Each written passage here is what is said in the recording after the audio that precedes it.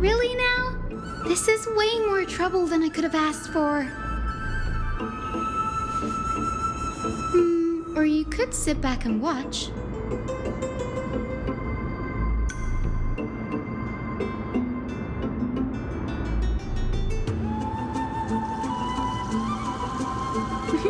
I'm kidding, Danny. Lend me a hand, pretty please. All right, now let's get him!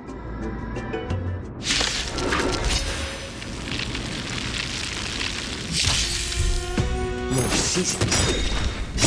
Since you're already here, why not have a meal before you leave? Time to cleanse the chill. Get it back. I weep for the departed. It too shall fall.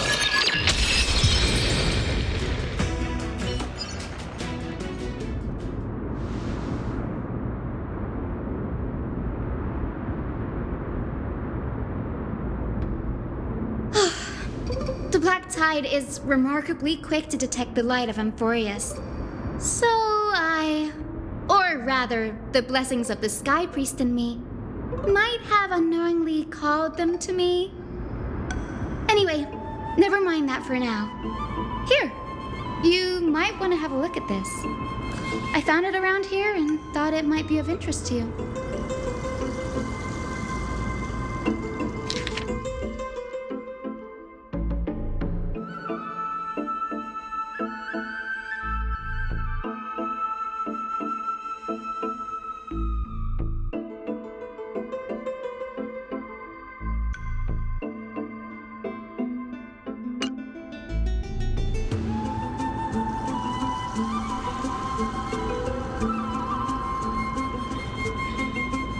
This is new.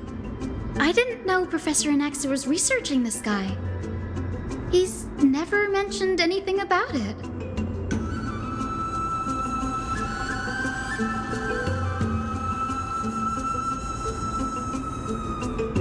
Might is an understatement.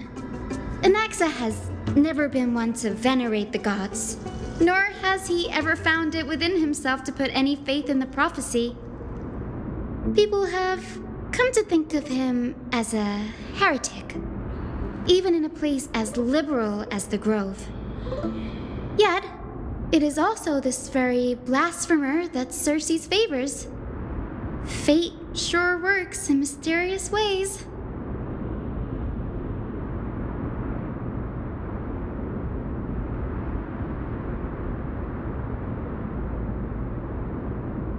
Oh? Let me have a look.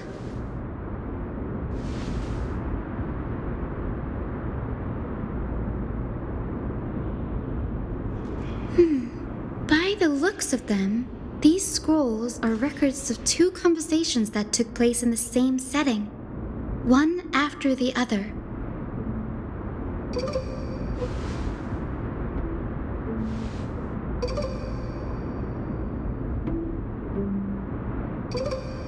Sure, go ahead.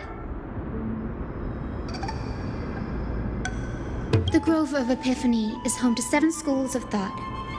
While all 7 schools are founded on the ideologies of Thalesis, the first scholar, each is unique in its own way. Among them, the Venerationists revere and worship the Titans the most. As the sage of the Venerationists, Euthyphro has always been at loggerheads with Anaxa. If we were to place the 7 sages on the scales of Talanton, Anaxa and Euthyphro would be placed on opposite sides to achieve balance.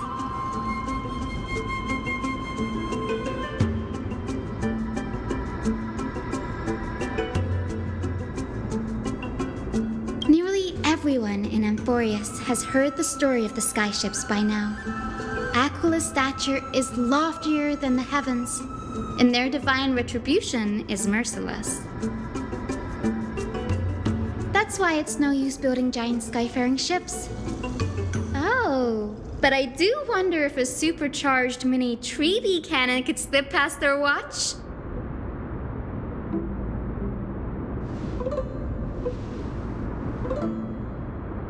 Newsporists primarily study the application of alchemy in soul repair. Everyone considers Anaxa a blasphemer, but that has never stopped him from sharing his ideas, no matter how taboo. If you must say that he's hiding something, then it's likely what lies beneath his eye patch. Anaxa often says that every failure brings us one step closer to the truth. Perhaps, to him, the crash of the skyship carries a different interpretation. The firmament is not impenetrable. On the contrary, it was precisely because the skyship represented the first step toward breaking free from the shackles of the earth that it provoked the wrath of the Sky Titan and brought divine punishment upon itself. It's a shame that the majority of the Grove's research on Aquila was headed by the Venerationists, with sacrificial rituals making up a predominant part of their findings. Discourse about more esoteric subject matters in relation to Aquila dwindled even further after the skyship incident. So much so that even this scroll is completely new to me.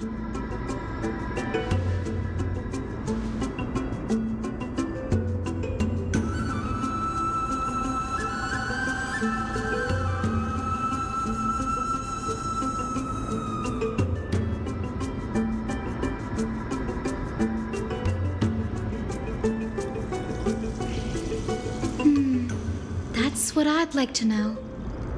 What are these experiments he's involved in?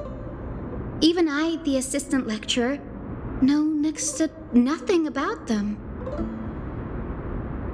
I have a bad feeling about this. Could there be more to what happened at the Grove?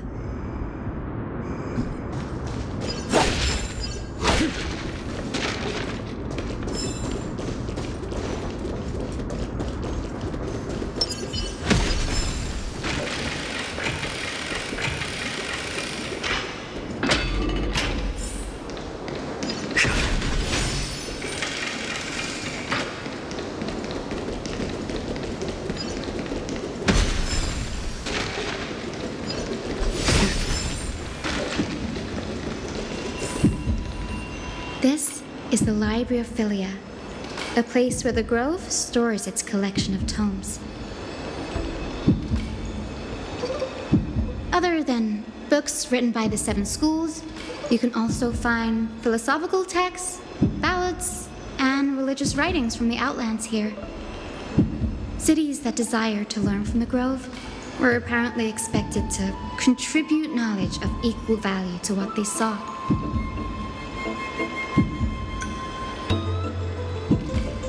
We've had more than our fair share of hilarious episodes over the years. For instance, it's said that the Erythrocheramists once borrowed a manuscript from a certain author, but ended up returning a copy instead of the original. What's more, the original manuscript was supposedly then hidden here.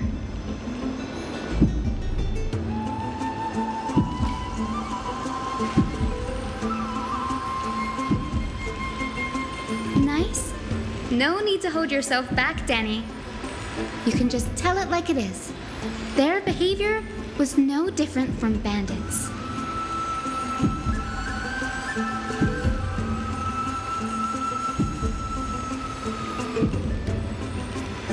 Whew, you've got me there. Some said you couldn't even find a dictionary in Castrum Kremnos, so I guess they were spared. There are too many books in the Library of Philia. Flipping through them all will take too long. Why don't we use the biblioslate to search for the texts we need? We can bring them back to Akama for reading after that.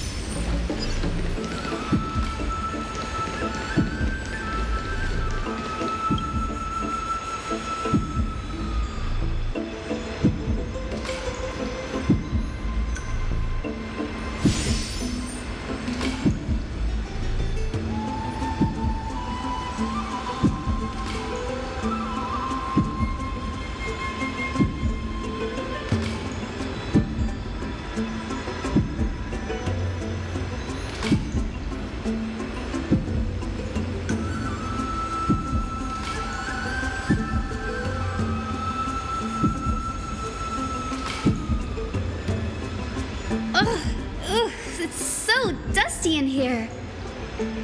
Whoa. Are these all complaints about him? I can already see what they must have written. Anaxa has no respect for the gods. His very existence undermines order in our society. They're probably all things like that.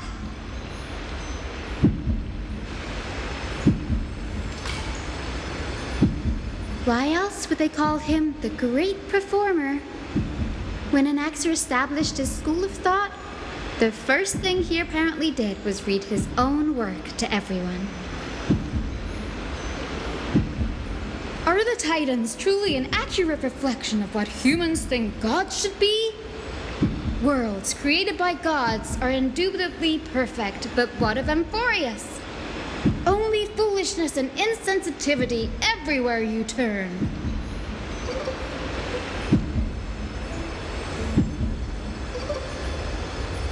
They marched him straight to the seat of judgment before he could finish. Though what he took on in the end was more of a debate than an actual trial. He had to address every one of the scholar's allegations, or face expulsion from the grove. The first allegation was... Do you agree that since the Titans created the heavens and earth, so the mountains, rivers, and seas must likewise be their creations?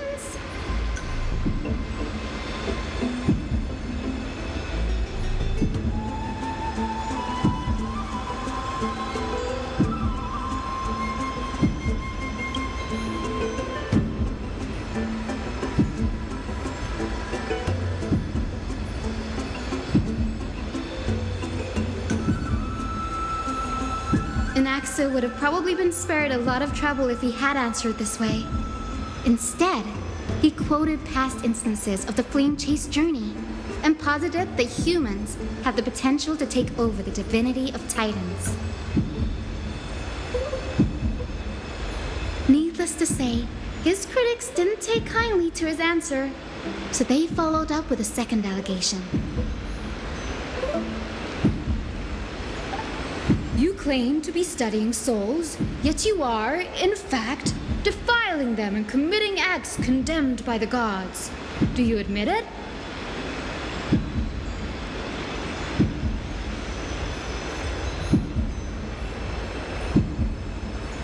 Anaxa always wears an eye patch, never removing it, even when alone.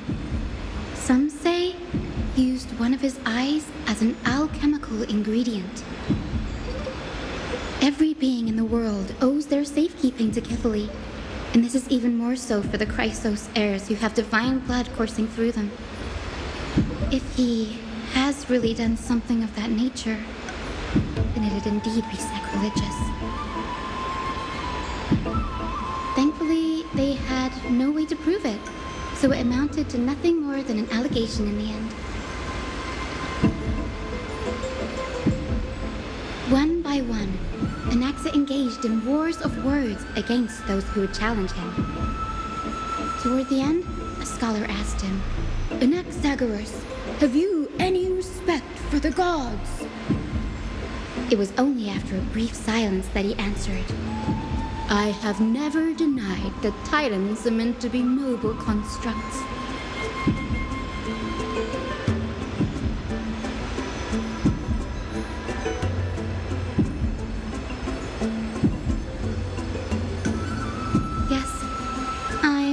Sure how that controversy was eventually resolved, but what's for certain at least is that Anaxa was allowed to stay in the grove where he continued his research, despite being regarded as a heretic. By the way, this stack of complaint letters has reminded me of a place in the grove. We may find clues there that aren't on the teleslate. I'm talking about Anaxa's alchemy lab, hidden between the cornerstones.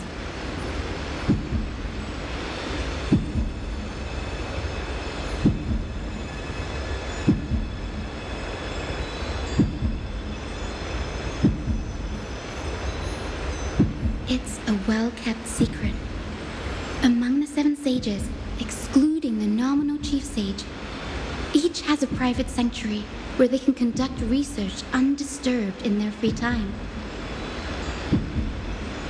Even the administrators of the Library of Philia are restricted from accessing those places and documenting the sage's research.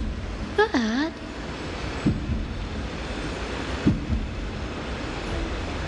with the grove in this state.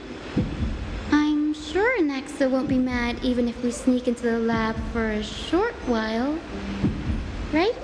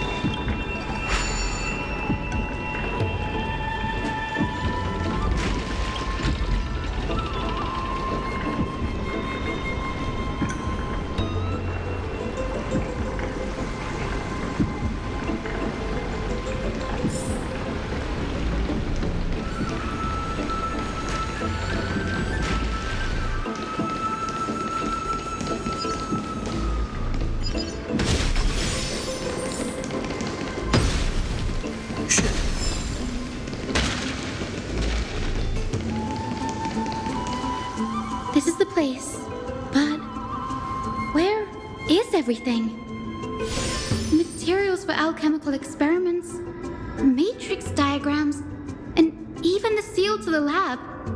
They're all gone. The black tide destroyed it all.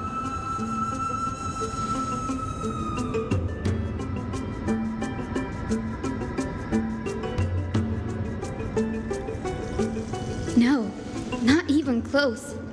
Not only are alchemy experiments high-risk activities, but Professor Anaxa also has a penchant for using bizarre materials. Students often saw him walk in looking right as rain, but come out covered in soap with his hair singed. Naturally, no one dared to come near this place. Huh? That bookshelf over there seems to be the only thing still intact.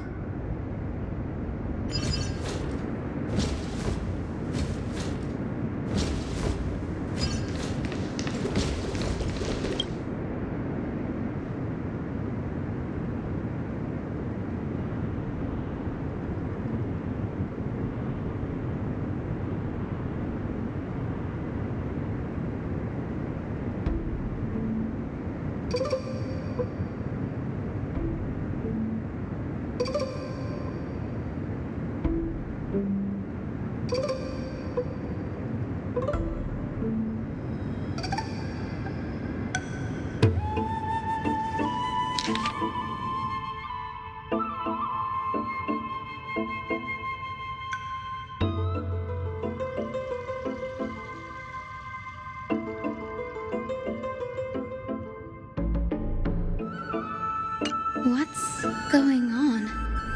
Anaxa is conducting research on our friends in Alchema and me?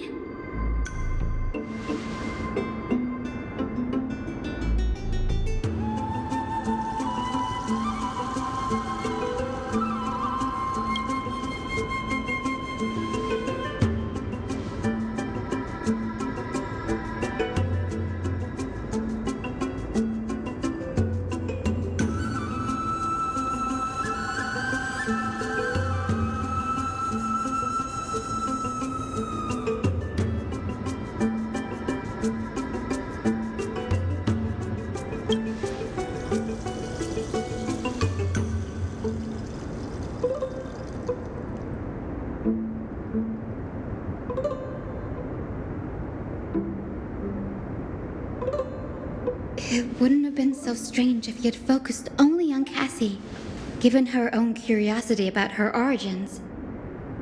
Plus, considering that the new sporists have crafted omnipotent medicines capable of curing diseases, it also makes sense that he would conduct research on immortal Chrysos heirs. But now, it seems Anaxa's objective was never to create medicine, but to identify the origin of the golden blood and figure out its inner workings.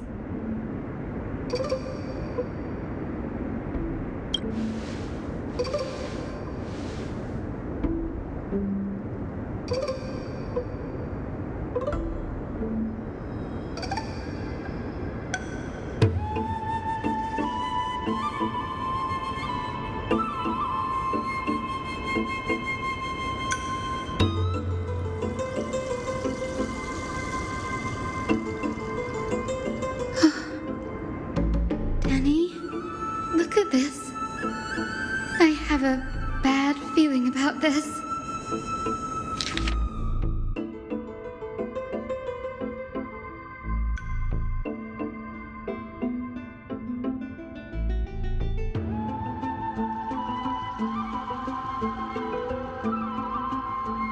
My biggest fear.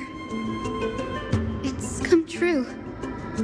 After going through his notes, I think I can piece it all together now. Anaxa was carrying out experiments on soul transmutation.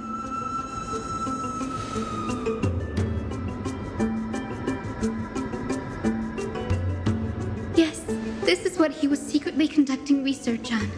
Something he had to keep hidden from others. Compared to his public speeches, this is the real blasphemy. Oh, I just thought of something. Do you remember when the black tide was approaching? The Grove had planned to send Circe's core flame to a safe place. But an accident happened along the way, and Anaxa lost his life in the process?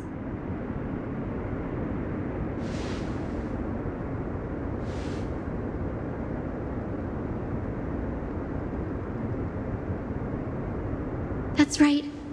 But what if Professor Anaxa's fusion with the core flame of reason wasn't an accident? Put yourself in his shoes. Knowing that the black tide was closing in and your time was running out, what would you have done?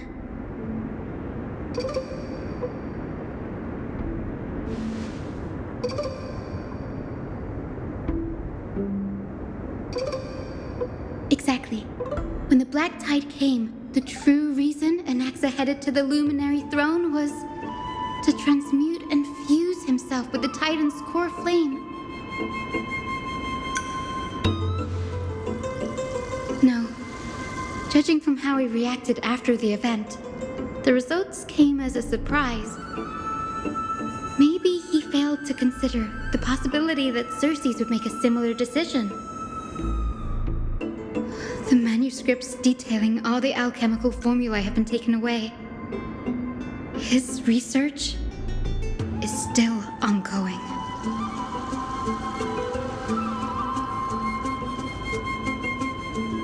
Like, what? There's only one Titan left in the world now. No. No way.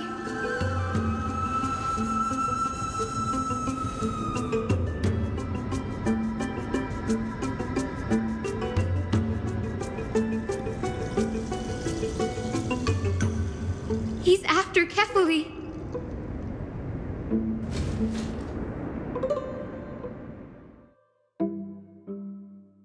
Sir, this sky above us, it's not real, is it? Of course not. This is just an image from a projection device used for educational purposes. A simple trick. The day-night cycle has been lost to this world. So that students like you may still learn about the night sky, astronomers have harnessed the Titan's miraculous power to manipulate the light, projecting the nights of the past here for you. Much like how the sky above the holy city is also illuminated by Kephale's dawn device. So, the skies of Akama are fake too. You mustn't conclude that, Anaxa. You should know that only a child would expose a trick and be proud of it. Often people know more than they let on. They simply choose to feign ignorance because they have no other choice. Then they're just deluding themselves. People believe in Kephale's tale of Genesis, accepting wholesale whatever the priests preach. But we're different.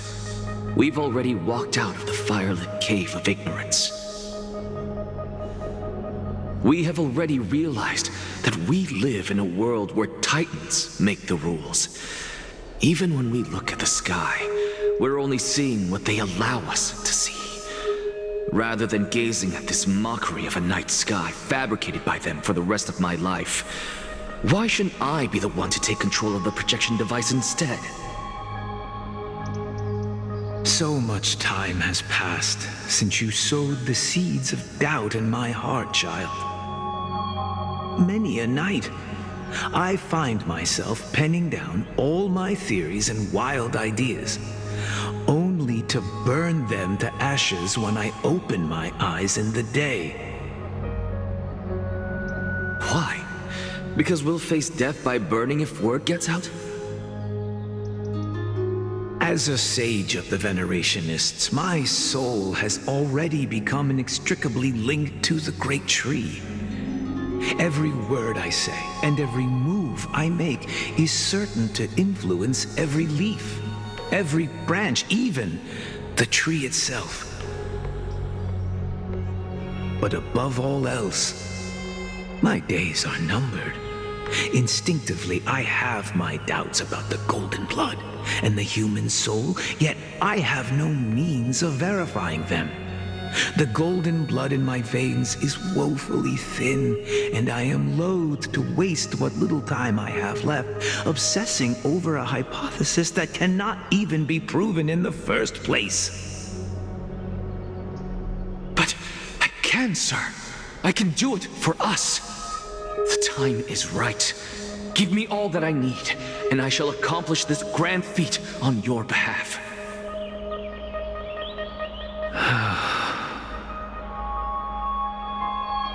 You're right. I shall do just that. In the next meeting of the sages, I will spare no efforts fighting for the rights you deserve. Go. Establish your own school of thought. Find out what we are. Become the one who conquers the ultimate truths of the world. Child of humanity. You didn't go to such lengths for an audience with Kephale. Just ask him a few questions, did you? So, you figured it out. If I were as foolish as a Dromus, perhaps I'd throw myself down and prostrate before their greatness, begging for the gods' prophetic wisdom. Well, sorry to disappoint, but I'm no Dromus. Alas, I am a human, standing tall on 2 feet, possessing both intellect and pride. Before such power, does it make any difference whether you're a human or a Dromus? I'm sure you're familiar with the story of the Styxians. When the raging waves threatened to swallow them, they didn't just give up and become sitting ducks. No. They constructed a dam that kept the roaring tide at bay, chaining down the mad Fagusa. They call me a blasphemer, Circes. But that doesn't mean I deny the existence of gods. It's just... as I see it, Titans are simply a force that mankind has yet to find a way to tame. Oh? If power that rivals the Titans is what you crave, why not conform to the prophecy and brave the trial? Why stop at harnessing the power of the Titans when I can do so much more? The source of life is what I wish to grasp, to understand what makes up the soul, and to learn what we really are. Thanks to you, I've had the chance to personally verify, in more ways than one, that the soul indeed ceases to exist in death. But where there is death, there is life. And where there is an end, there must also be a beginning. How then is a soul born? That was the only unknown variable left in my calculations. And by the sound of it, you have already formed a conjecture. No, I have already drawn a conclusion. In my journey unto death just now, I finally saw the answer with my own eyes. Professor Anaxa, I'm here. His life hangs by a thread. I must ask you to refrain from taking any unnecessary steps. Of course. I'll bring this to a conclusive end, and give you the answer you so desire. However, in accordance with the principle of equivalent exchange, I must also demand from you what I need. As you wish. Don't you care to know what the price might be? It's a matter of uncovering the truth about the Death Titan and his survival.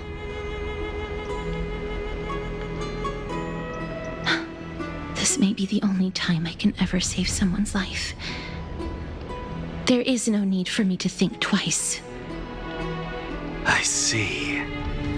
In that case, let the show begin. Indulge me.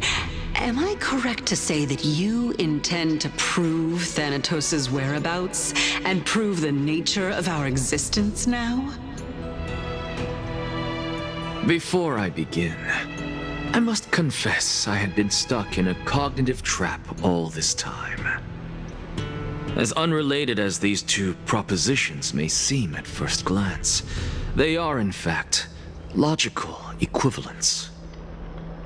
They are merely two different ways of telling us about what the soul is at its core. The reason I say this is, as I've mentioned earlier, the answer was hidden in my journey unto death. Anaxa, you were in the Netherrealm? Yes, I am but a living dead man now, but that's not important. What truly matters is, I overheard a conversation between heroes. That's not all. Remember how I said you were a part of that conversation too, Circes? And I've told you that I have no recollection of such an event. That was likely just an illusion conjured up by the mind of a dying man.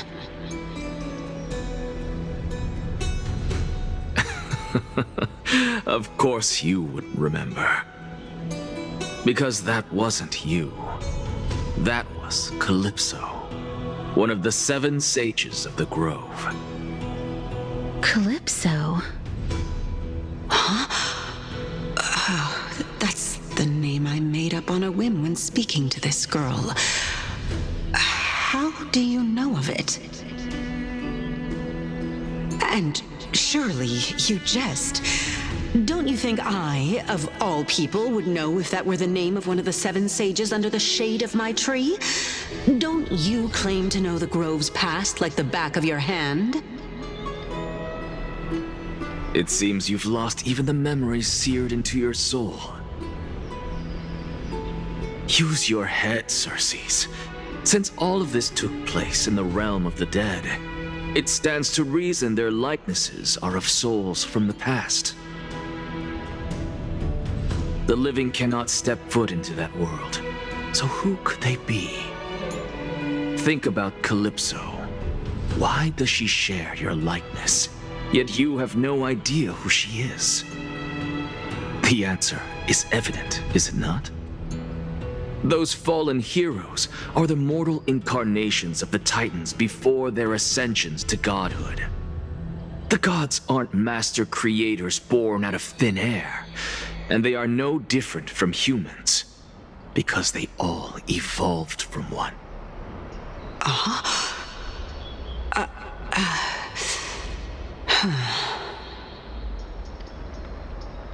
Does this answer disappoint you?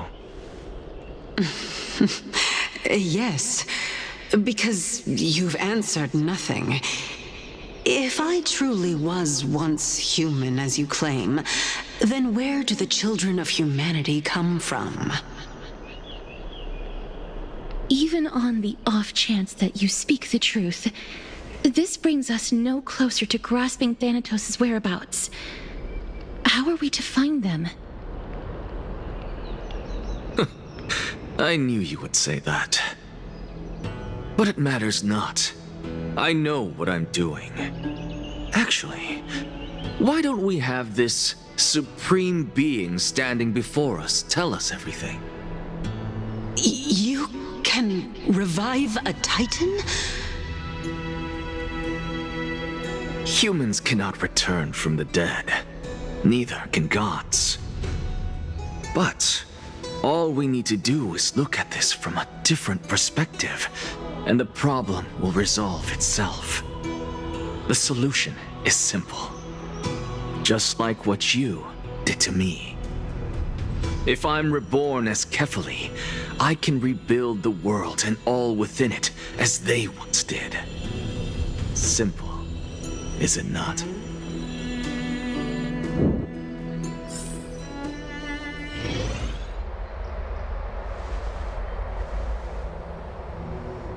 I have news from Hyacine and Heng. Anaxa might be trying to do something with Kephale's divine body. Kephale? But what could Anaxa want? Is the Council of Elders going to sit around and let such a sacrilegious act unfold? That is not possible. He is indeed the great performer, capable of fooling anyone and everyone with his tricks.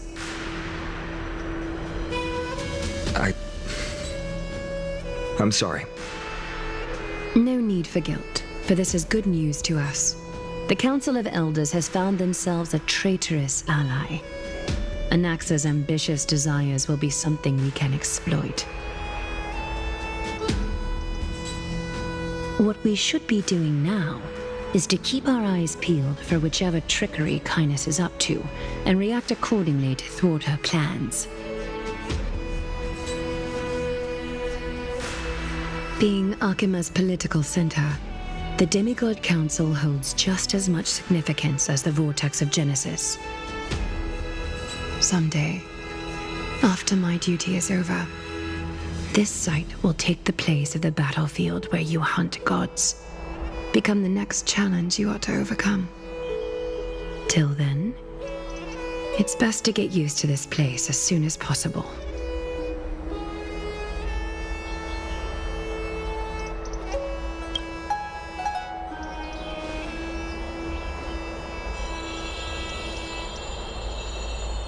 Preposterous! The Christos heirs only have their standing because of the Council of Elders! How dare they trample over it!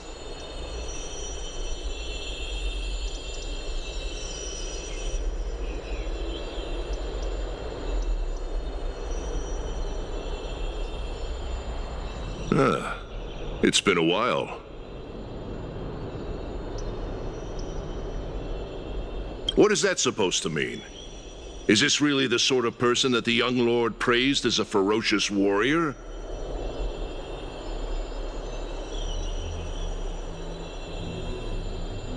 It has indeed been some time, Lord Kratos. What brings you here in such haste? Shh, keep it down. Be more vigilant. See those duplicitous dogs over there? They do the dirty work for kindness. I've already ordered my people to hold them back, but we should still lay low. Unless you're itching for a bloody fight to get a workout in.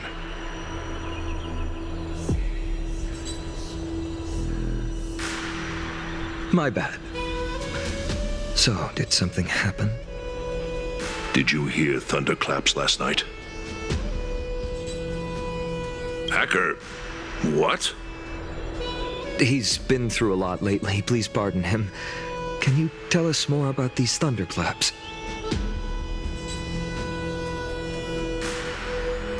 Thunderclaps are beacon signals of strife. They are a message from the young lord. He threw a spear bearing several words at Akama.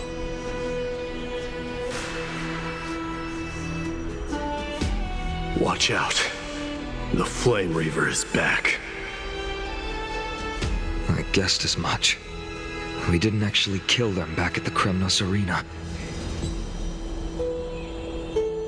I figured this is something you would want to know. We Kremnoans never back down from a fight. So if you plan to take that thing down in a battle, reach out to me anytime.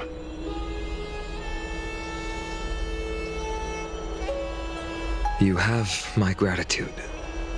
I will let Aglaya know about this right away. Remind her to be on her toes while you're at it. That vicious kindness has been unusually active lately.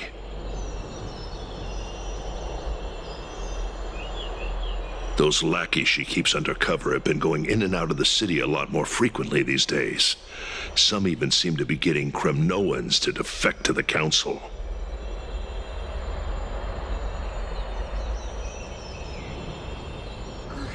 Get off the stage! Get off! Get out! How dare you! Don't place that!